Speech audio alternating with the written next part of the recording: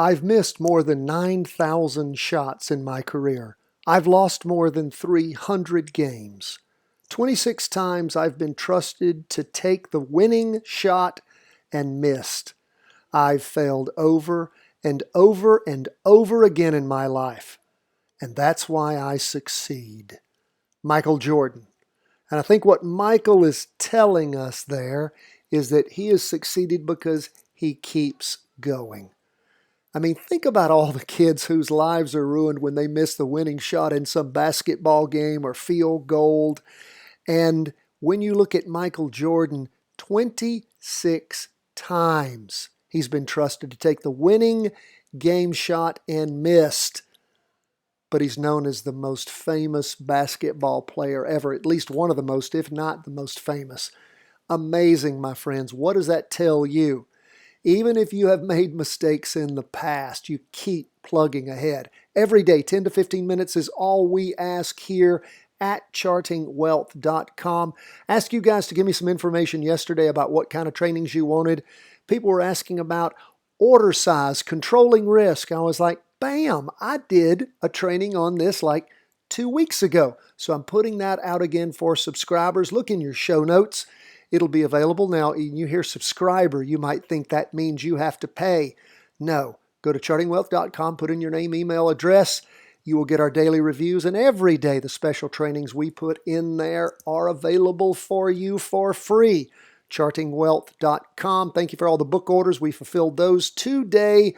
All of them are going out on like our 14th printing of Charting Your Way to Wealth. Let's jump into these markets. My friends, those of you who've been with me a long time, aren't you glad you can read a stock chart? Aren't you glad you knew back when the market rotated over? We had the weekly vertical crossover going down back on the 28th of February. What was coming? What did you see? You saw the rotation over on the price percent oscillator. We had the weekly vertical crossover. We announced it. And what did we see happen? Well, this was the one where we had a lot of trepidation actually about announcing it. Very worried about it, about what it portended, how strong it was going to be. But of course, what did it do? It continued to move sideways, down, and now dropping off the deep end. So what do we see happening today?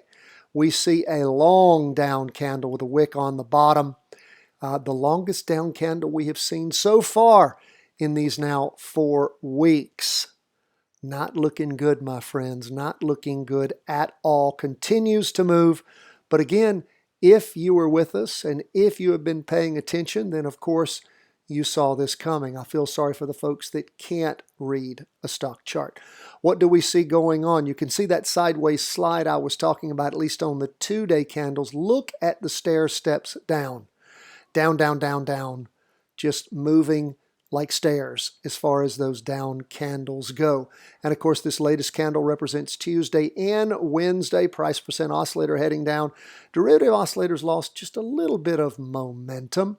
We go to the 4-hour chart, and of course, this is where we had our jumping in point. We did not feel real good about jumping in, and this is why. At that original crossover going down, we saw it, but we didn't urge anyone to jump into a practice trade. Why? The market was going up at the end of that day, pulling up from the down move. And then what did it do? Over the course of several days, it went up for 2 days. It went sideways for 2 days and then started moving over. Our jumping in point was actually at the end of the morning on Monday the 9th. That was the jumping in point, not the earlier points here. But it is interesting to see that if you had bought in there, you would have actually gotten in. If you had just bought in there, you would have gotten in at a better point than you got in later after the rollover on that 4-hour chart. Jumping in point somewhere around the 279. And of course, what's the low during the day? 228.02 on Wednesday. So again, 228.02. That is an amazing amount of loss. And for the poor souls that have been in those S&P 500 stocks, my friends, they have racked up loss upon loss upon loss with no end in sight. It is quite terrible. I'm sorry to see it. We see the price percent oscillator heading down. Derivative oscillator is positive. It's because of the slowdown in the movement in that green up candle on the afternoon of Tuesday. That is what caused that oscillator. Well, you actually saw it earlier, that oscillation originally from, let's see, that was Friday. We had that up day on Friday. That oscillation continued to move its way through as far as price movement went. That's why the derivative oscillator popped up. So that's where we are, continuing to move down. Of course, you're continuing to stay into that practice trade, still looking quite nice. And again, SH is the inverse fund. That is the ProShares short of the S&P 500. And of course, that has been making you quite a bit of money in your practice trade, virtual money in your practice trade. Remember, we're not a stock calling service. We're an education firm. S&P was down 4.94%. The NASDAQ 100 down 3.03%. And look at that, continues to accelerate down, just dropping off the deep end. Derivative oscillator gaining downward momentum. Go to the 2-day chart. We see again stair steps heading down. Derivative oscillator losing a little bit of momentum. That price percent oscillator continuing to spike down. 4-hour chart again continuing to move down. The low somewhere in the neighborhood of 166. And again, versus that rotation over in the morning around the 196.50 buy-in mark. If we switch over to the inverse fund, which of course we talk about practice trading all the time, PSQ, we can see it here when that rotation over occurred on Wednesday. That was the buy-in point somewhere around 26.60. Of course, up to a high of 29.38 just over the course of a few days. That's beautiful, isn't it? That's even in an inverse fund, which again are interesting characters all their own. But we again are paying attention to that. And of course, you can see how that spiked. If you would have got in a little later in the day, would have even had a better entry price. So that's where we are as far as stocks go. They are continuing to plummet. No end in sight. Of course, the nice thing is, as far as our virtual trading goes, we don't have any money in the stock market. We are not getting hammered. We saw it coming. Now we're going to leave stocks. We're going to go to bonds. Trying to figure this one out, my friends. Everything crashing throughout the day. Bonds down 5.64%. We see that the weekly candle is a red down candle, long wick on the bottom, solid red, a wick on top, maybe a third of the size of the down wick. We see the price percent oscillator spiking down, still positive, hasn't crossed over the red signal line. Derivative oscillator losing momentum.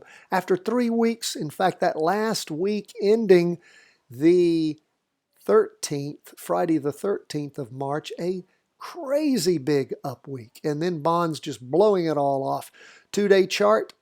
Actually, we now have a 2-day crossover. We will go ahead and make that official by moving both our arrow and our blue 2-day crossover line. We are turning it around. This is how easy freestockcharts.com and TC2000 are to use. And you see the derivative oscillator has rotated over. We go to, so that means that as far as our any potential of an up trade in TLT for now is gone. We see the 4-hour chart for the last day and a half spiking down. It had crossed over going down all the way back on the morning of Wednesday the 11th. So again, had gone up for a day and a half on Monday and a bit of Tuesday, and then rotated back over hard. So that's where we are with bonds. They are getting hammered too right now as far as the 20-year Treasury bond. we're going to leave that, go to gold. Gold also down. Hey, before we go to gold, some of you guys asking about oil. That's what our oil weekly chart looks like. You would have done great shorting oil back when we saw it rotate over back on the 24th of January. Wasn't like this wasn't on the way. People act surprised. If you read an oil chart, you wouldn't be surprised. And what about Bitcoin? Whew! Bitcoin suffering gigantic losses. You look at just what it's done this week, opening at $8,464.74 to a low of $5,118.94, down for the day 0.81%, down 30-something percent yesterday, almost 40% yesterday. Brutal. Okay, let's talk about gold, something that actually has intrinsic value. So what do we see with gold? Gold also down big. Nothing like Bitcoin, but gold down big too. People have said, why is gold down? Is it being naked shorted to keep people from moving their money from stocks into gold? Is that happening? Or are people selling gold to cover their shorts? Folks, I can't tell you, and I don't really care. Why? Because I can read a stock chart. We told you at the end of this last week, there's a weekly vertical crossover going down in gold.